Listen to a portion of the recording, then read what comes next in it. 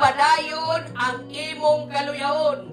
Ayaw ipadayon ang imong pagkatikasan. Ayaw ipadayon ang imong pagkamaro. Anong di man pwede na ipadayon? After all, human sa tanan, taura ka. Kalinturahon ka, magsakit ka, magluya ka. Kung imong ipadayon ang imong kaluyahon sa pagpangalagad, timani ang imong atbang tag-iya sa universo. Kung imong ipadayon ang imong pagpalikas sa Ginoo, timani ang imong kaatbang tag-iyas tanang bulawan. Gikalot na dire sa iya hagitan na aura. Munang ako, mahadlo ko musungag sa Ginoo.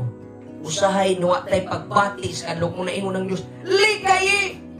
Ayaw kapag agi haduol ni ening mga dalan sa dautan.